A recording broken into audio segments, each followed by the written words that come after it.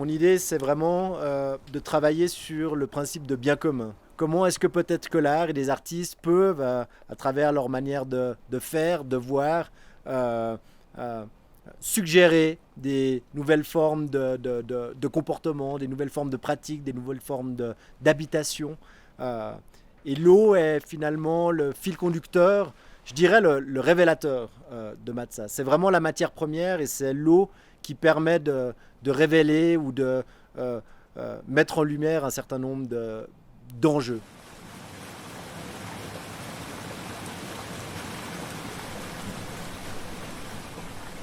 Pour moi, c'est une manière d'encourager ces artistes déjà à partager leurs expériences, partager une forme de sensibilité et travailler dans une forme d'urgence.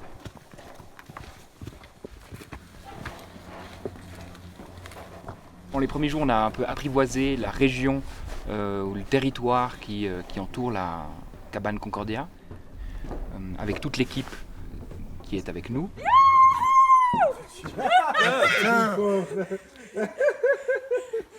Et il se trouve qu'au fil des explorations, en même temps confronté au relevé, etc., on a trouvé une zone qui se trouve un petit peu à la limite entre deux glaciers, qui est en fait une zone qui est entre moraine et glacier de pierre, qui est très froid la nuit, mais qui chauffe beaucoup plus rapidement la journée que les alentours. Et ça s'est très vite imposé comme une sorte de lieu refuge pour nos expéditions journalières. Et puis c'est un petit peu là qu'on a tous ensemble décidé d'installer un camp de base et qui est devenu aussi le territoire de nos interventions. Il faut essayer, je sais pas. Est-ce que l'inverse marche mieux? Ah, peut-être l'inverse est mieux en fait. Ça comme tirant à la fin.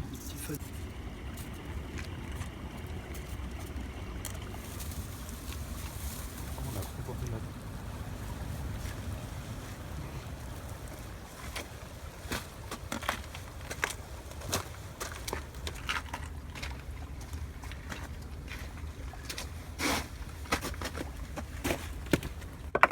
C'est un projet qui s'intéresse au contraste, qui s'intéresse aux extrêmes et qui pousse aussi les participants et les artistes que j'invite à un petit peu se mettre à nu, se confronter à des territoires extrêmes. C'est aussi faire face à soi, faire face à des formes d'immensité.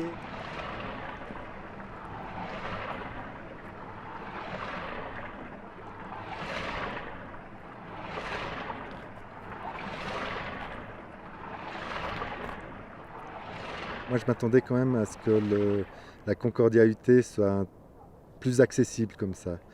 Et puis comme on a eu un peu de la peine à arriver, on avait des sacs lourds, on a marché beaucoup. On est vraiment arrivé dans une station spatiale et je croyais aussi qu'il y aurait relativement peu de vide et on est vraiment au perché.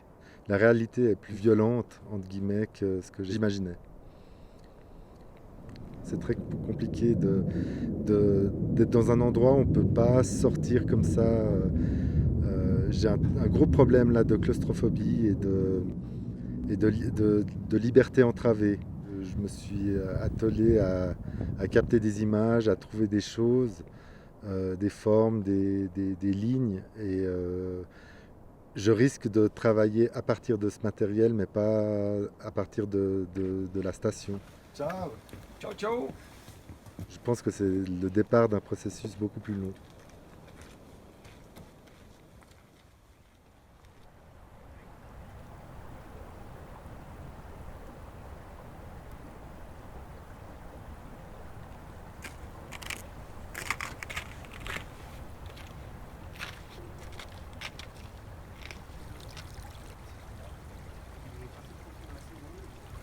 J'espère qu'elle donne des effets de lumière.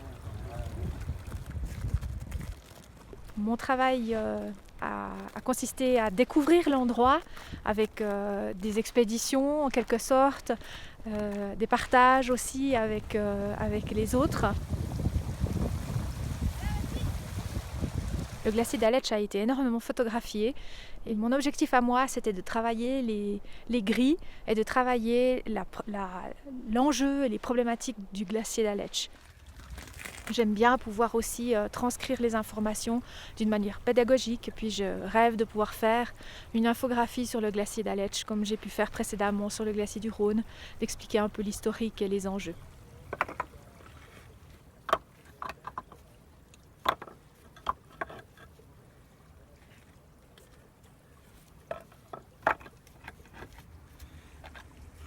Pour moi, l'expérience du lieu à Aletsch, au-dessus du glacier d'Aletsch, a été beaucoup plus impressionnante et extrême que mon expérience du désert, qui était aussi plus ou moins une première fois.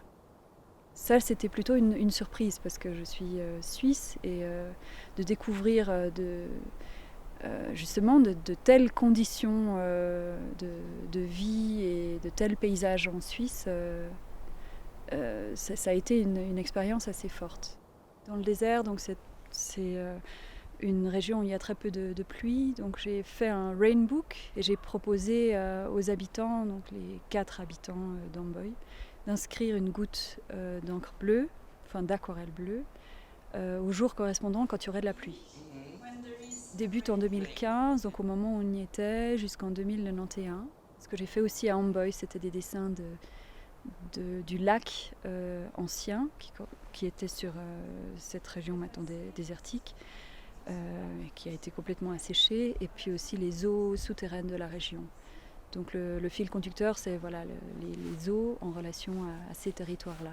Je dois dire que l'impression la plus forte de ce paysage sur moi, ça a été voilà, cette expérience du vide, et surtout de la peur du vide. Surtout provoqué par les crevasses qu'il a fallu traverser. Et puis le vertige de cet escalier de plus de 400 marches. Après, de quelle manière cette peur du vide s'est traduite dans mon dessin. Donc j'ai commencé à faire une série d'études des crevasses.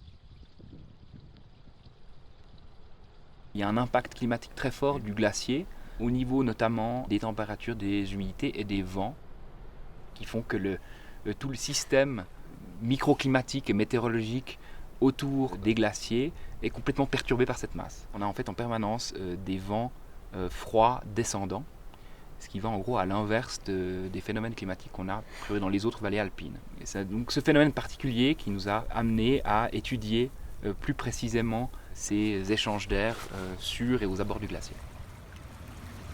Peut-être que si on crée une maquette de ces différents plombs, avec le vent katabatique qui descend, peut-être que cette grande maquette peut s'envoler et devenir une des tables légères et éphémères de la zone.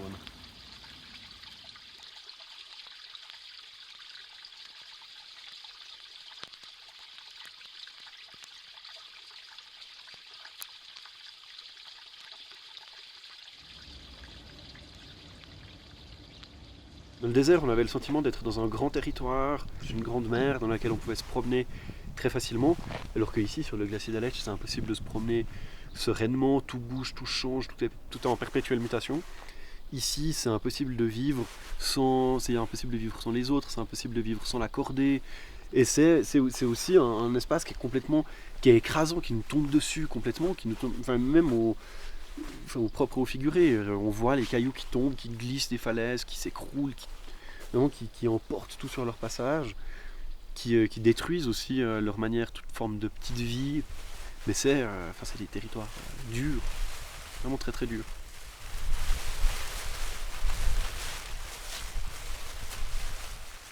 Le site est extrêmement puissant et a beaucoup plus, certainement plus d'influence sur nous que le désert en a eu.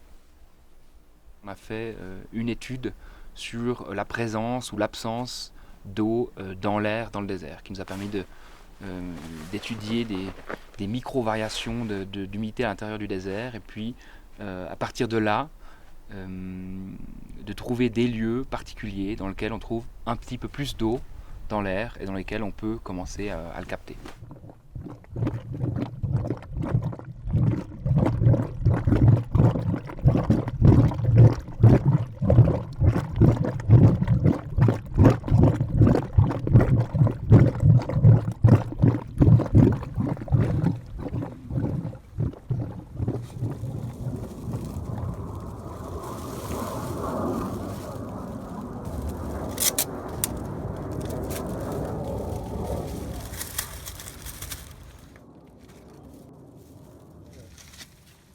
J'avais envie simplement de considérer d'énormes cailloux comme des sortes de balises qui pourraient tracer peu à peu la fonte du glacier ou l'écroulement des glaces, puisque le glacier bouge en permanence, avec l'idée qu'année après année, on pourra suivre ce caillou et peut-être une fois le retrouver, je l'espère pas au fond de la vallée, mais voilà, c'est une trace, c'est un témoin de ce à quoi on assiste aujourd'hui ici, c'est-à-dire une fonte lente mais certaine de ce monstre de glace. Pour avoir eu la chance de vivre les deux, c'est-à-dire d'une part le désert et aujourd'hui le glacier, je crois que j'ai été beaucoup plus bouleversé encore par le glacier. Je m'attendais jamais à devoir faire face à un paysage, à un environnement aussi fou, aussi à la fois somptueux, puissant, mais en même temps si fragile et instable.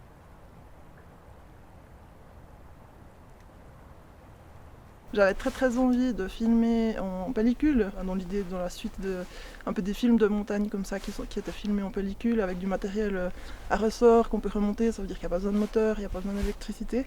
Et j'ai filmé beaucoup d'impressions comme ça, des plans fixes qui ressemblent un peu à des peintures. J'ai fait beaucoup de plans serrés, de choses qui peuvent être un peu abstraites. Et j'étais très happée par ce rapport entre le micro et le macro. Beaucoup de toutes petites choses qui se passent, par exemple le matin, quand le soleil arrive sur les plaques de glace et que l'eau se réveille.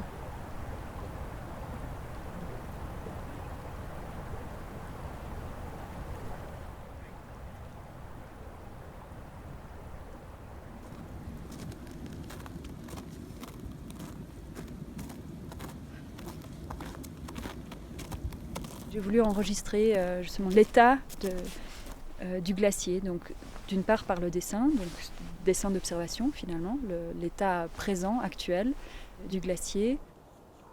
Une autre partie du projet, ça a été de me déplacer avec un marqueur temporel, donc marquant l'année 2016, puisqu'on est en 2016, que j'ai inséré dans des photographies. Et lors d'une des expéditions, avec les deux autres femmes membres de notre équipe, on a découvert justement des restes d'un avion, un petit avion Piper suisse, avec un certain nombre d'objets, aussi des bouts d'un journal qui date probablement des années 70, et qui probablement ces restes ont ressurgi avec la fonte du glacier en fait, avec les beaux jours, le soleil, il y a les premières couches de glace qui fondent et on l'a enregistré par le biais de photographies, de films, cet état actuel en fait.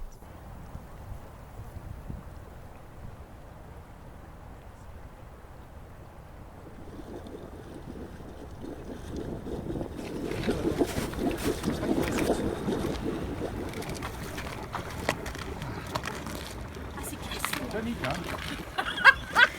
C'est tonique, ça vivifie les chairs. Ah. Oh putain, c'est froid.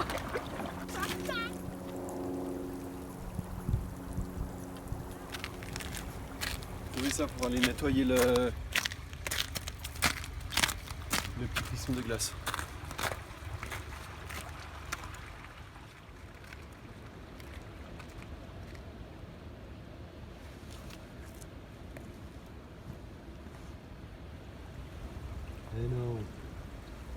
T'as vu comme elles sont bien?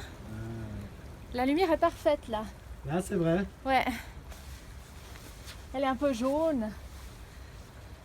C'est la lumière de 16h11.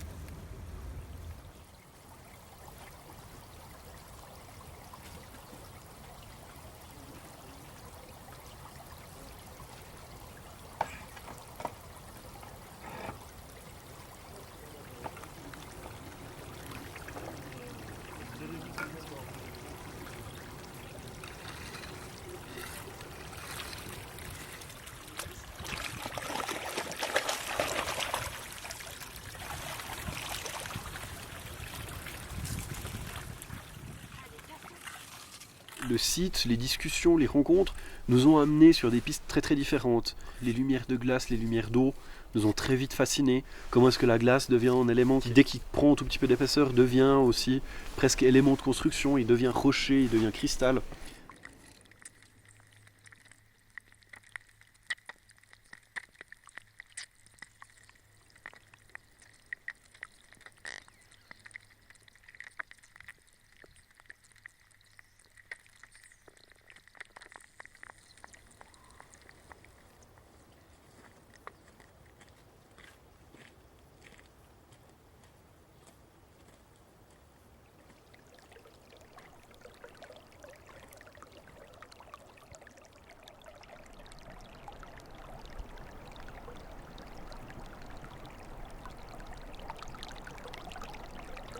Ça, c'est bien.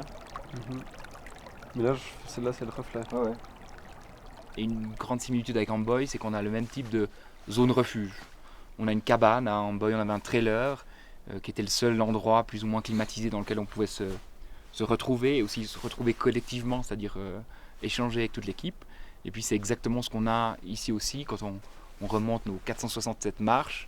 Et bien on se retrouve autour d'une table, dans un endroit très confiné. Et puis c'est là que se génèrent aussi des échanges vraiment très, très forts. Je crois que c'est très rare de faire ce type d'expérience qui à la fois allie la création artistique et la création de conditions de vie. Et puis après, ce qui se révèle aussi, c'est les relations de groupe qui deviennent essentielles, comment on vit ensemble ces expériences. Et à ce niveau-là, je dois dire que ça a été vraiment de très très belles expériences.